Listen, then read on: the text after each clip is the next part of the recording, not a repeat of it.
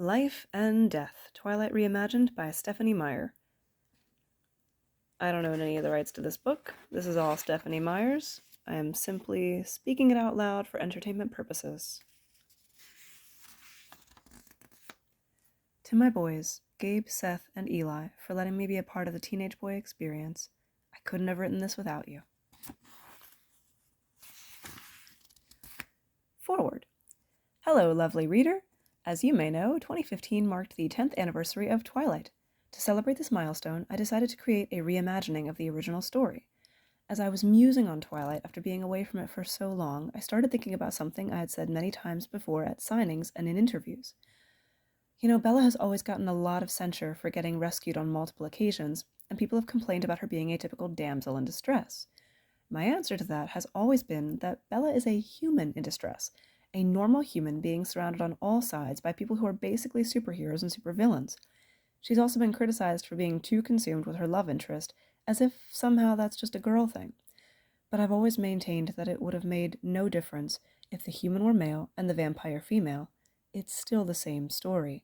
Gender and species aside, Twilight has always been a story about the magic and obsession and frenzy of first love. There isn't much difference at all between a female human in love with a male vampire and a male human in love with a female vampire. And that's how Beau and Edith were born. A couple of notes on the conversion. I've done a pretty straight across the board gender swap with all the Twilight characters, but there are two exceptions. The biggest exception is Charlie and Renee, who have stayed Charlie and Renee. Here's the reason for that. Beau was born in 1987. It was a rare thing for a father to get primary custody of a child in those days, even more so when the child was just a baby. Most likely, the mother would have had to have been proven unfit in some way. I have a really hard time believing that any judge at the time, or even now, would give a child to a transient, unemployed father over a mother with a steady job and strong ties to her community. Of course, these days, if Charlie had fought for Bella, he probably could have taken her from Renee. Thus, the more unlikely scenario is the one that plays out in Twilight. Only the fact that a few decades ago a mother's rights were considered more important than a father's rights, as well as the fact that Charlie's not the vindictive type, made it possible for Renee to raise Bella, and in this case, now Beau. The second exception is very small, just a few background characters mentioned only twice. The reason for this exception is my misplaced sense of justice for fictional people. There were two characters in the wider Twilight universe who really got the shaft in an ongoing sense, so instead of doing a swap with these characters, I gave them a coup. It adds nothing to the story, it was just me being weird and indulging my neurosis. There are many changes in the writing than were necessitated by Beau's status as a male person, so I thought I would break them down for you. These are, of course, rough estimates. I did not count all the words I changed or do any actual math.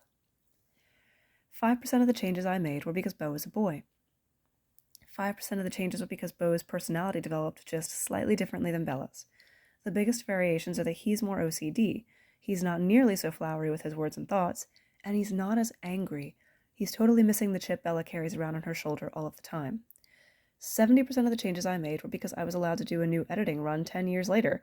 I got to fix almost every word that has bothered me since the book was printed, and it was glorious.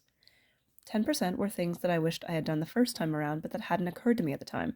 That might sound like the same thing as the preceding category, but it's slightly different. This isn't a case of a word that sounds clunky or awkward. This is an idea that I wish I had explored earlier, or conversations that should have happened but didn't. 5% were mythology issues. Mistakes, actually, mostly related to visions. As I continued into the sequels to Twilight and even Midnight Sun, where I got to look inside Alice's head with Edward, the way Alice's visions worked was refined. It's more mystical in Twilight, and looking at it now, there are ways she should have been involved and wasn't. Whoops. Which leaves a 5% catch-all for the many miscellaneous changes that I made, each for a different and no doubt selfish reason. I hope you have fun with Beau and Edith's story. I truly had the best time ever creating this new version. I love Beau and Edith with a passion I did not see coming, and their story has made the fictional world of Forks fresh and happy for me again. I hope it does the same for you. If you get 1/10 of the pleasure out of this that I did, it will be worth it. Thank you for reading. Thank you for being a part of this world, and thank you for being such an amazing and unexpected source of joy in my life for the last decade. Much love, Stephenie. If his destiny be strange, It is also sublime. Jules Verne, 20,000 Leagues Under the Sea. Preface. I'd never given much thought to dying, though I'd had reason enough in the last few months, but even if I had, I wouldn't have imagined it like this. I stared across the long room into the dark eyes of the hunter, and she looked pleasantly back at me. At least it was a good way to die, in the place of someone else, someone I loved. Noble, even. That ought to count for something. I knew that if I'd never gone to Forks, I wouldn't be about to die now, but, terrified as I was, I couldn't bring myself to regret the decision. When life offers you a dream so far beyond any of your expectations, it's not reasonable to grieve when it comes to an end. The hunter smiled in a friendly way as she sauntered forward to kill me. Chapter 1, First Sight. January 17th, 2005. My mom drove me to the airport with the windows rolled down. Though it was January everywhere else, it was 75 degrees in Phoenix, and the sky was bright blue. I had on my favorite t-shirt, the Monty Python one with the swallows and the coconut that Mom got me 2 Christmases ago. It didn't quite fit anymore, but that didn't matter. I wouldn't be needing t-shirts again soon. In the Olympic Peninsula of northwest Washington state, a small town named Forks exists under a near-constant cover of clouds. It rains on this insignificant town more than any other place in the United States of America. It was from this town and its depressing gloom that my mom escaped with me when I was only a few months old. It was in this town that I'd been forced to spend a month every summer until I was 14. That was the year I finally started making ultimatums. These past 3 summers, my dad, Charlie, vacationed with me in California for 2 weeks instead. Yet somehow, I now found myself exiled to Forks for the rest of my high school education. A year and a half. 18 months. It felt like a prison sentence. 18 months. Hard time.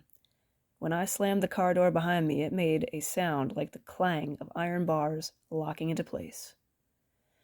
Okay, just a tad melodramatic there. I have an overactive imagination, as my mom was fond of telling me, and of course, this was my choice. Self-imposed exile. Didn't make it any easier.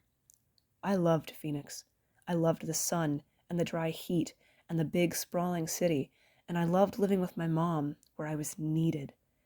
"You don't have to do this," my mom said to me, the last of 100 times, just before I got to the TSA post. My mom says we look so much alike that I could use her for a shaving mirror. It's not entirely true, though I don't look much like my dad at all. Her chin is pointy and her lips full, which is not like me, but we do have exactly the same eyes. On her, they're childlike, so wide and pale blue, which makes her look like my sister rather than my mom. We get that all the time, and though she pretends not to, she loves it. On me, the pale blue is less youthful and more unresolved. Staring at those wide, worried eyes, so much like my own, I felt panicked.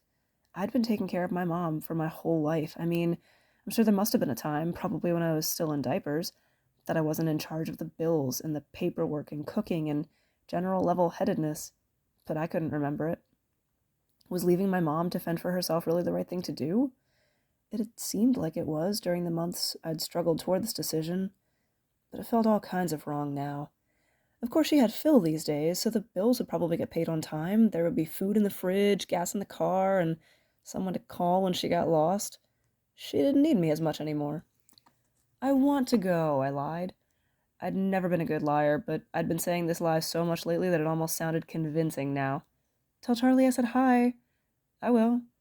"I'll see you soon," she promised. "You can come home whenever you want. I'll come right back as soon as you need me." But I knew what it would cost her to do that.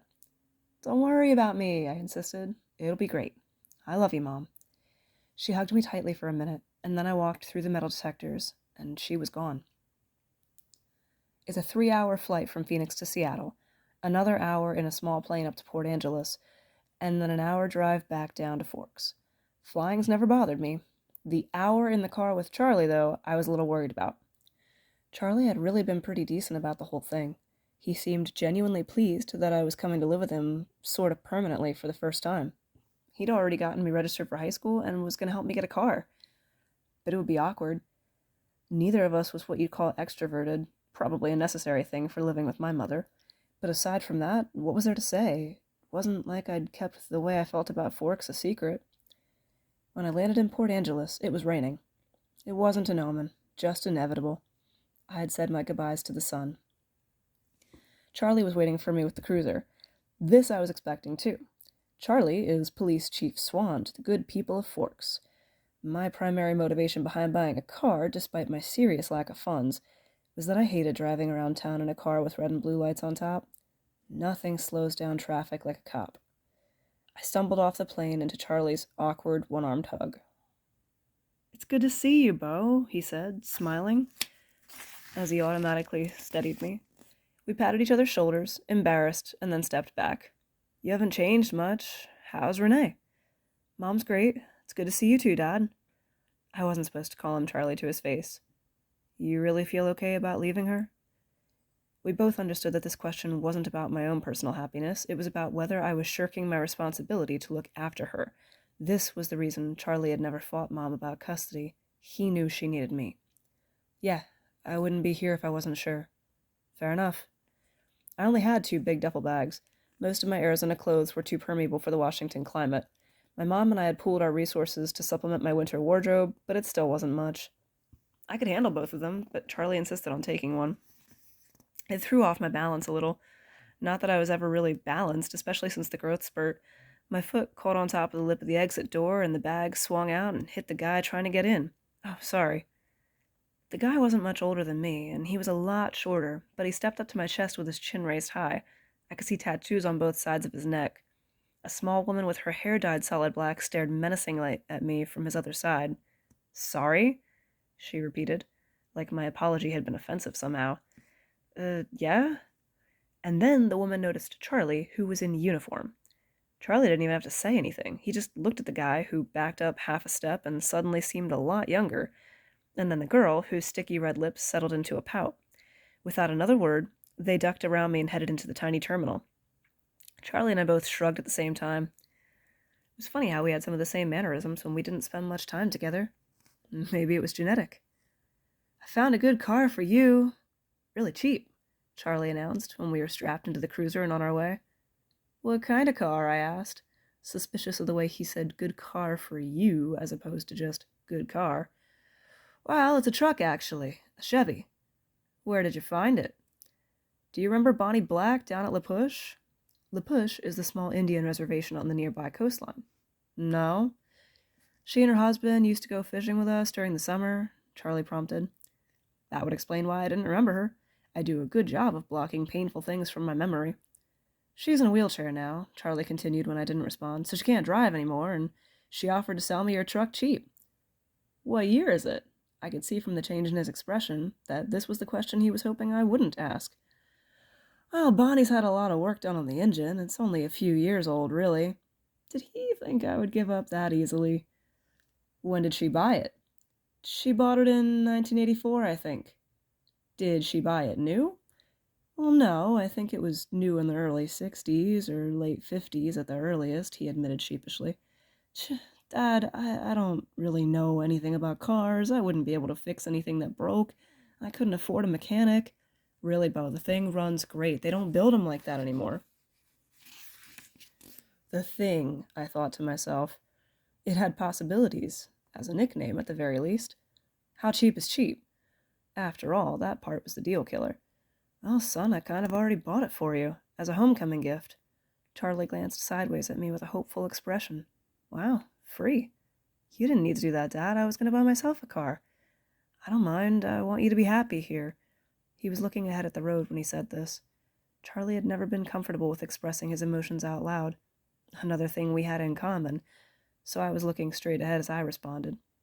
"It's amazing, Dad. Thanks. I really appreciate it." No need to add that he was talking about impossibilities. Wouldn't help anything for him to suffer along with me. And I never looked a free truck in the mouth, or rather engine. "Oh, now you're welcome," he mumbled, embarrassed by my thanks. We exchanged a few more comments on the weather, which was wet, and that was pretty much it for conversation. We stared out the windows. It was probably beautiful or something. Everything was green. The trees were covered in moss, both the trunks and the branches, the ground blanketed with ferns. Even the air turned green by the time it filtered down through the leaves. It was too green, an alien planet.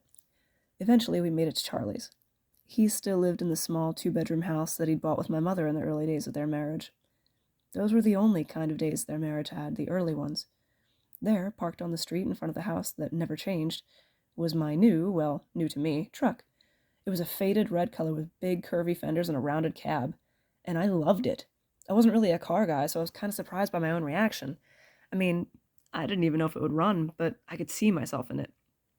Plus, it was one of those solid iron monsters that never gets damaged.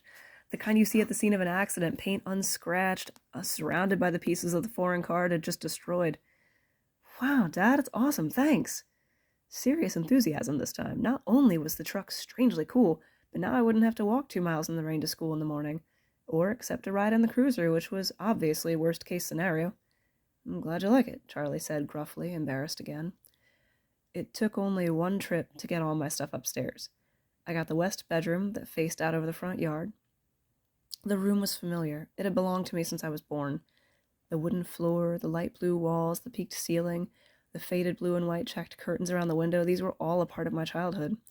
The only changes Charlie had ever made were switching the crib for a bed and adding a desk as I grew. The desk now held a second-hand computer, with the phone line for the modem stapled along the floor to the nearest phone jack. This was one of my mother's requirements so that we could stay in touch. The rocking chair from my baby days was still in the corner. There was only one small bathroom at the top of the stairs, which I would have to share with Charlie, but I'd had to share with my mom before, and that was definitely worse. She had a lot more stuff, and she doggedly resisted all of my attempts to organize any of it. One of the best things about Charlie is he doesn't hover. He left me alone to unpack and get settled, which would have been totally impossible for my mom.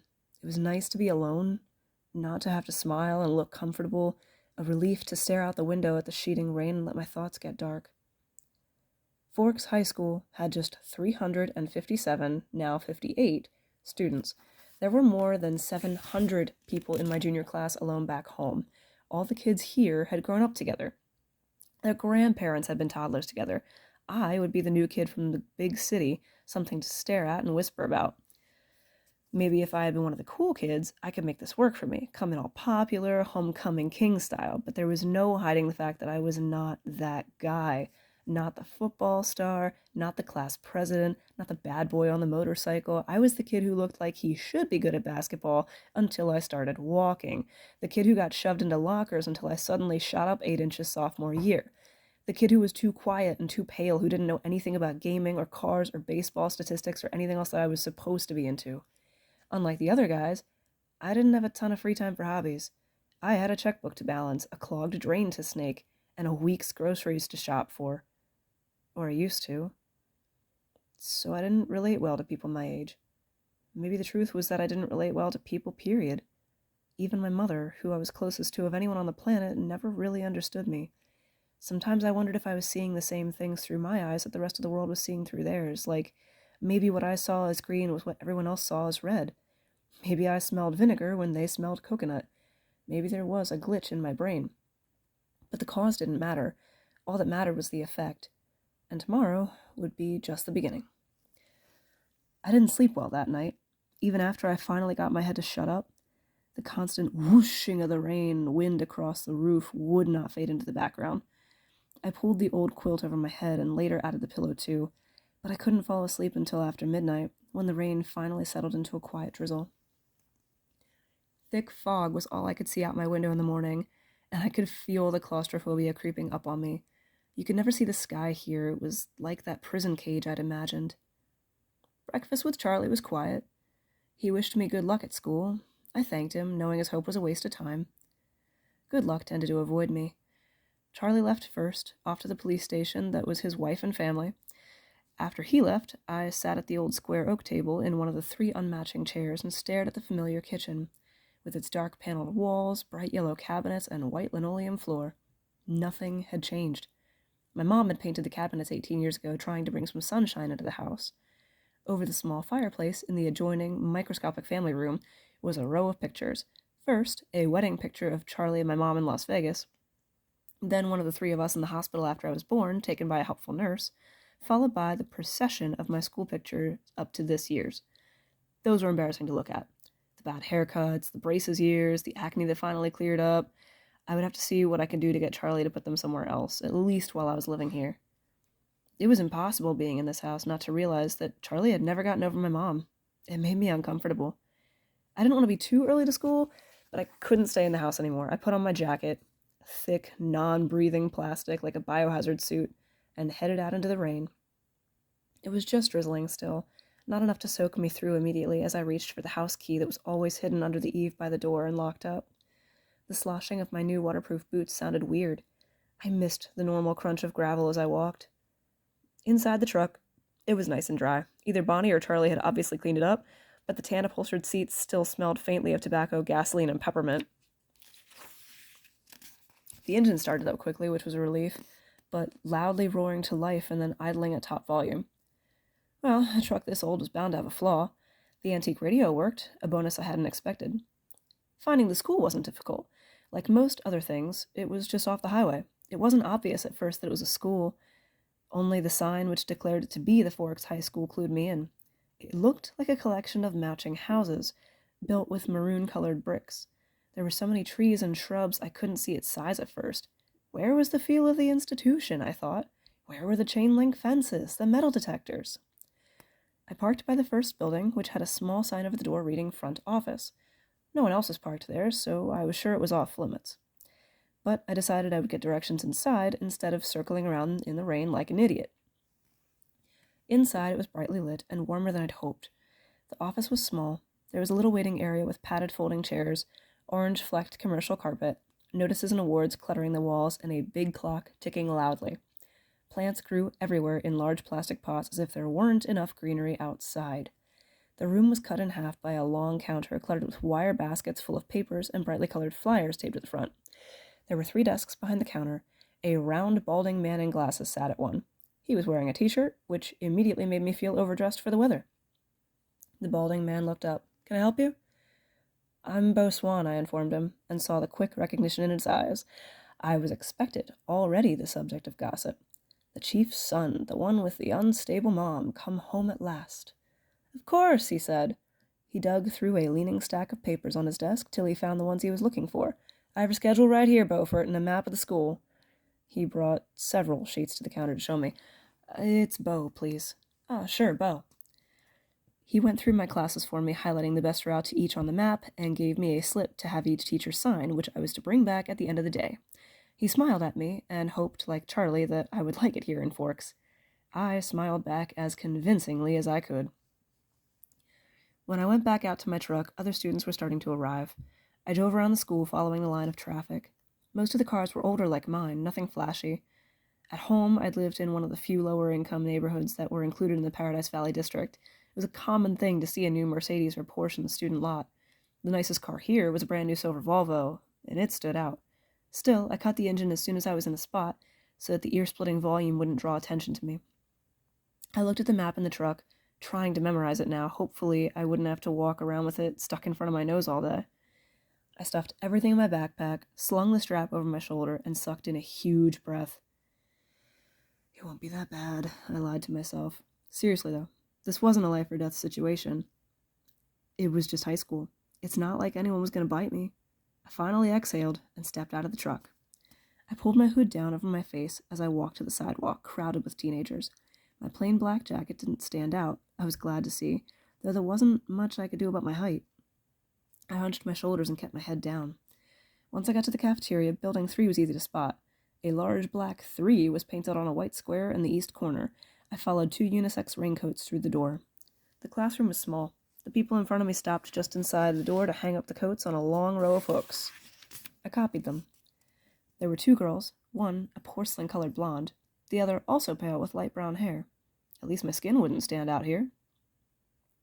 I took the slip up to the teacher, a narrow woman with thinning hair whose desk had a nameplate identifying her as Miss Mason.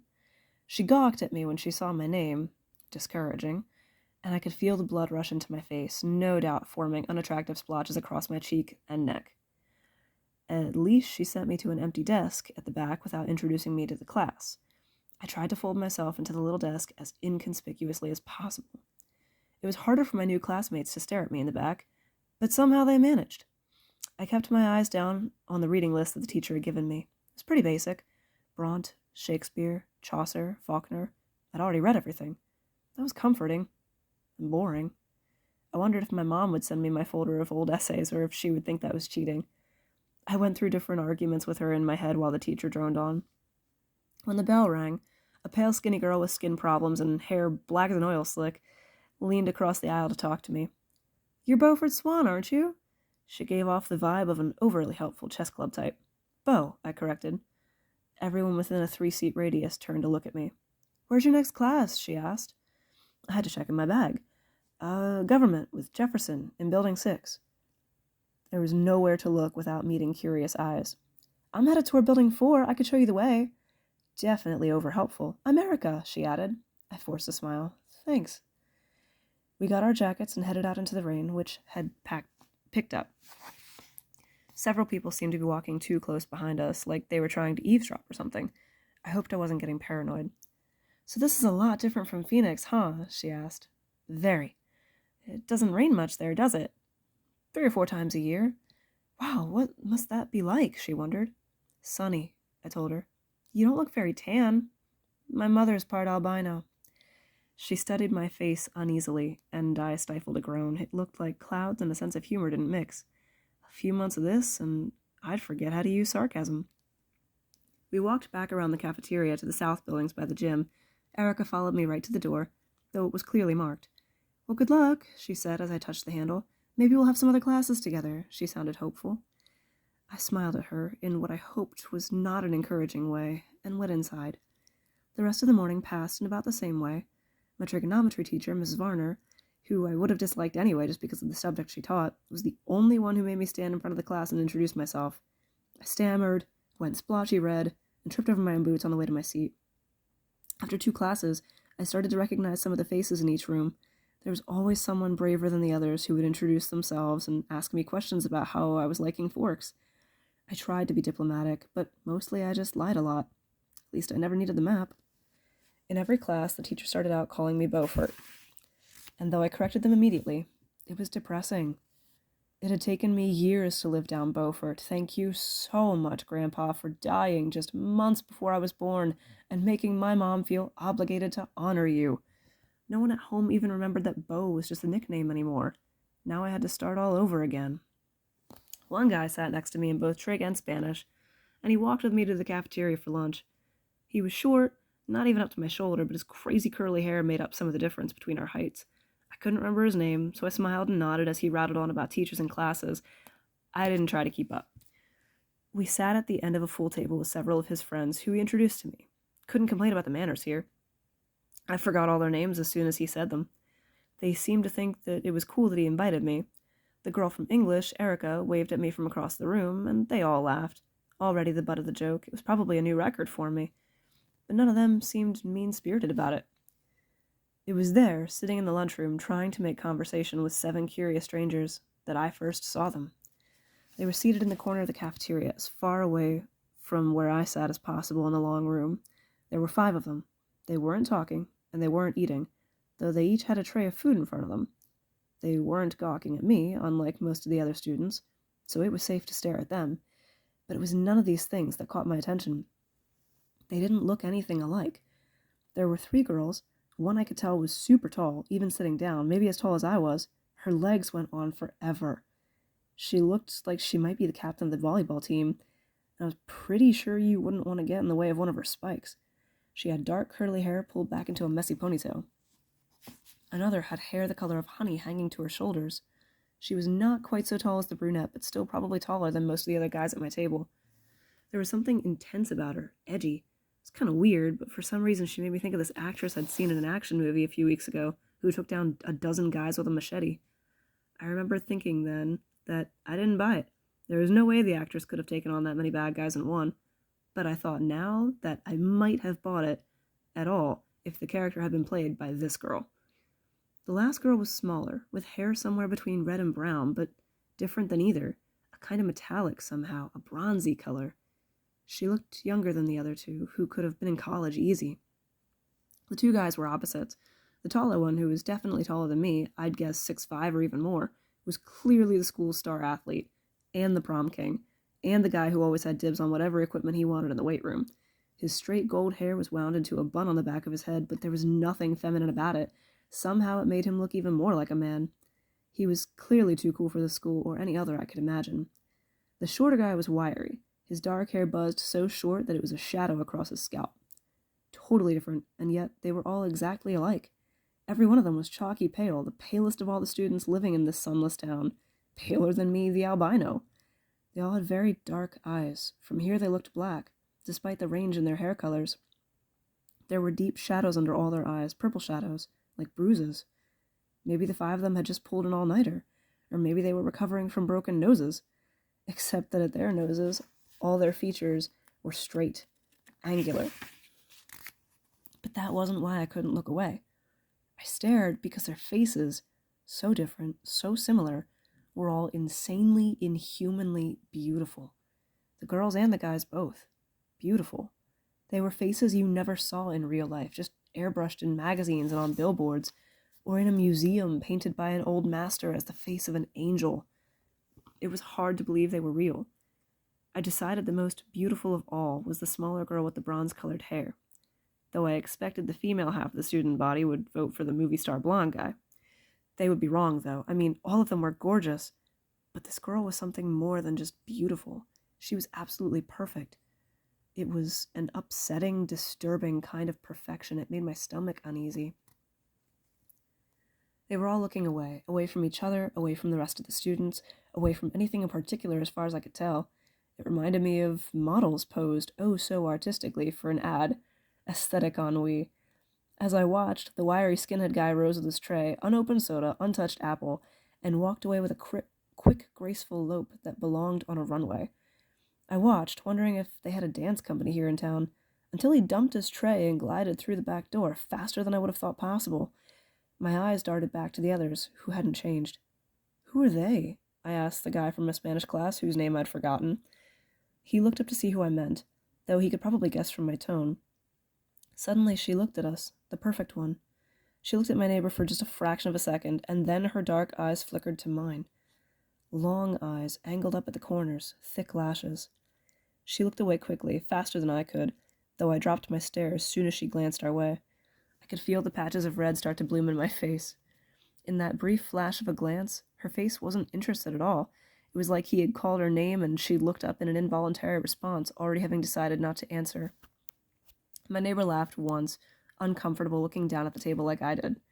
He muttered his answer under his breath. Those are the Cullens and the Hales. Edith and Eleanor Cullen, Jessamine and Royal Hale. The one who was left was Archie Cullen. They live with Dr. Cullen and her husband.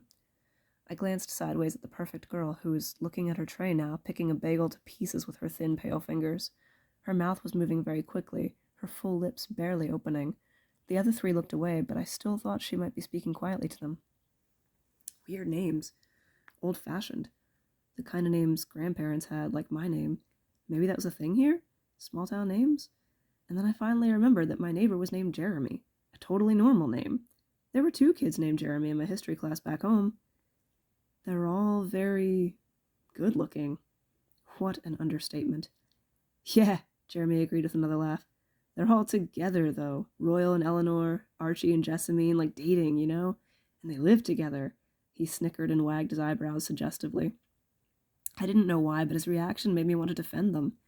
Maybe just because he sounded so judgmental, but what can I say? I didn't know anything about them. Which ones are the Cullens? I asked, wanting to change the tone, but not the subject. They don't look related. I mean, sort of. Oh, they're not. Dr. Cullen is really young, early 30s. The Cullen kids are all adopted. The Hales, the Blondes, are brother and sister, twins, I think. And there's some kind of foster kids. They look old for foster kids. They are now. Royal and Jessamine are both 18, but they've been with Mr. Cullen since they were literal. He's their uncle, I think. That's actually kind of amazing for them to take care of all those kids when they're still so young and everything. I guess so, Jeremy said, though it sounded like he'd rather not say anything positive, as if he didn't like the doctor and her husband for some reason. And the way he was looking at their adopted kids, I could guess there might be some jealousy involved. I think Dr. Cullen can't have any kids, though, he added, as if that somehow made what they were doing less admirable. Through all this conversation, I couldn't keep my eyes away from this strange family for more than a few seconds at a time.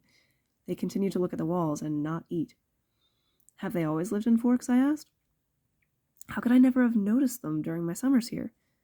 Nah, they just moved down here 2 years ago from somewhere in Alaska. I felt a strange wave of pity and relief. Pity because, as beautiful as they were still outsiders, not accepted. Relief that I wasn't the only newcomer here, and definitely not the most interesting by any standard. As I examined them again, the perfect girl, one of the Cullens, looked up and met my gaze, this time with obvious curiosity. As I immediately looked away, I thought that her look held some kind of unanswered expectation. Which one is the girl with the reddish-brown hair? I asked. I tried to glance casually in that direction like I was just checking out the cafeteria.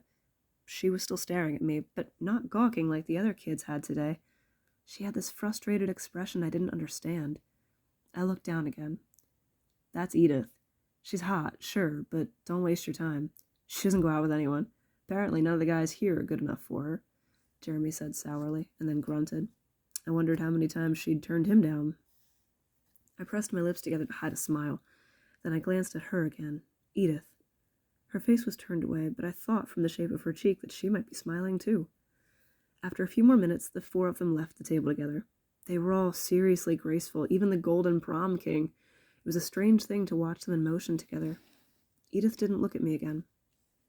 I sat at the table with Jeremy and his friends longer than I would have if I'd been sitting alone. I didn't want to be late for class on my first day.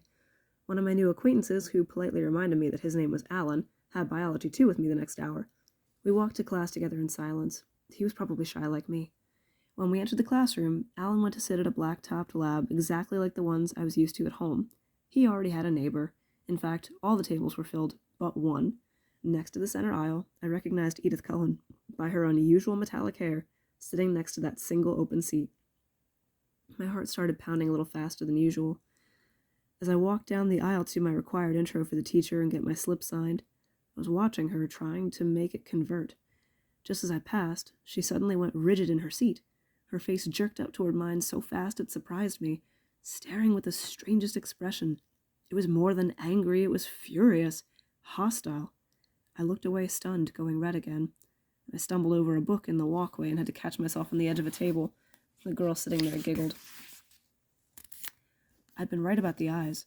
They were black, coal black. Mrs. Banner signed my slip and handed me a book with no nonsense about introductions and no mention of my full name. I could tell we were going to get along. Of course, she had no choice but to send me to the one open seat in the middle of the room. I kept my eyes down as I went to sit by her, confused and awkward, wondering what I could have done to earn the antagonistic glare she'd given me. I did not look up as I set my book on the table and took my seat, but I saw her posture change from the corner of my eye. She was leaning away from me, sitting on the extreme edge of her chair and averting my face like she smelled something bad. Inconspicuously, I sniffed. My shirt smelled like laundry detergent. How could that be offensive?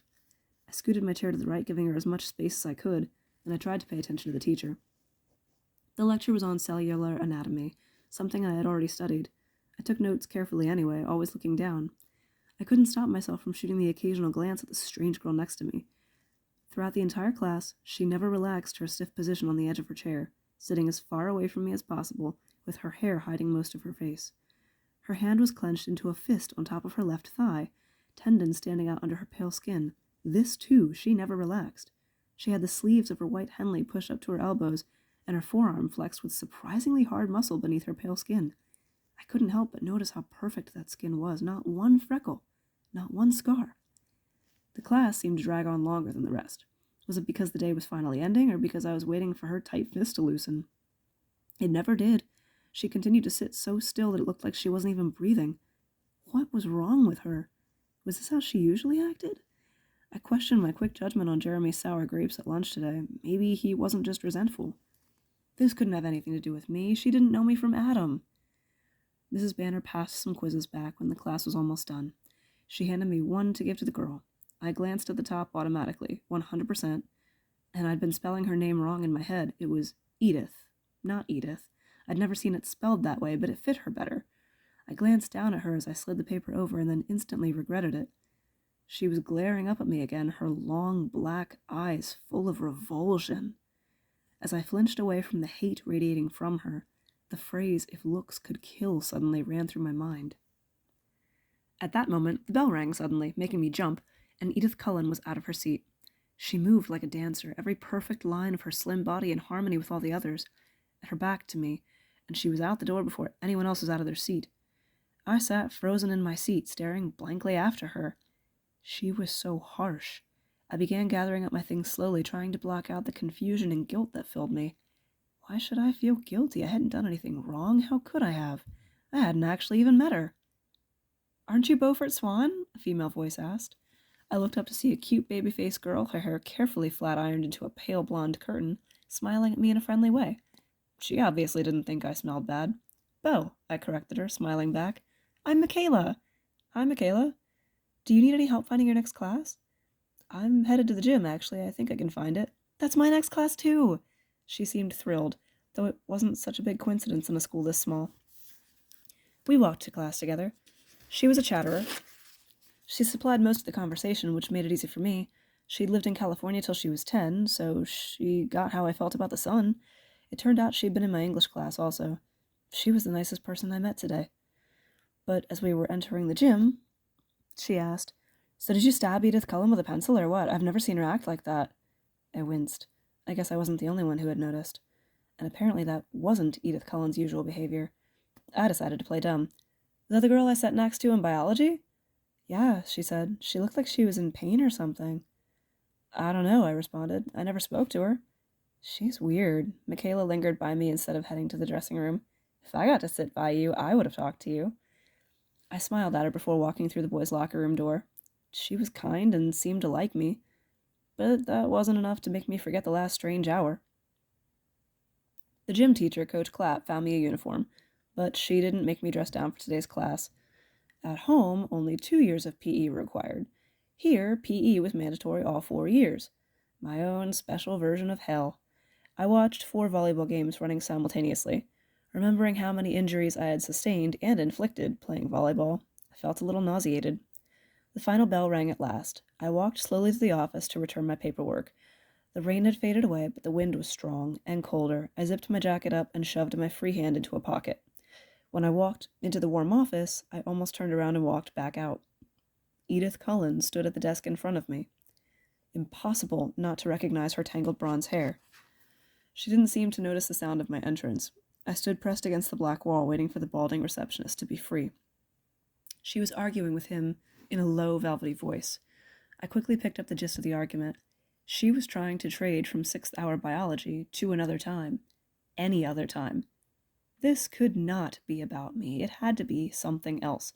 Something that happened before I got to the biology room. The look on her face must have been about some other problem. It was impossible that a stranger could take a sudden, intense dislike to me. I wasn't interesting enough to be worth that strong of a reaction. The door opened again, and the cold wind suddenly gusted through the room, rustling the papers on the desk, waving through my hair. The girl who came in merely stepped to the desk, placed a note in a wire basket, and walked out again. But Edith Cullen's back stiffened, and she turned slowly to glare at me. Her face was ridiculously perfect, not even one tiny flaw to make her seem human, with piercing, hate-filled eyes.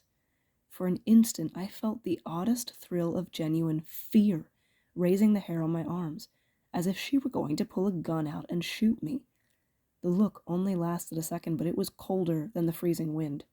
She turned back to the receptionist. "Never mind, then," she said quickly in a voice like silk. "I can see that it's impossible. Thank you so much for your help." And she turned on her heel without another look at me and disappeared out the door. I went robotically to the desk, my face white for once instead of red, and handed him the signed slip. "How'd your first day go, son?" he asked. "Fine," I lied, my voice cracking. I could see I hadn't convinced him. When I got to the truck, it was almost the last car in the lot. It seemed like a haven, already the closest thing to home I had in this wet, green hell. I sat inside for a while, just staring out the windshield blankly. But soon I was cold enough to want the heater, so I turned the key and the engine roared to life. I headed back to Charlie's house, trying to think of nothing at all. And that's chapter 1. We will return to chapter 2.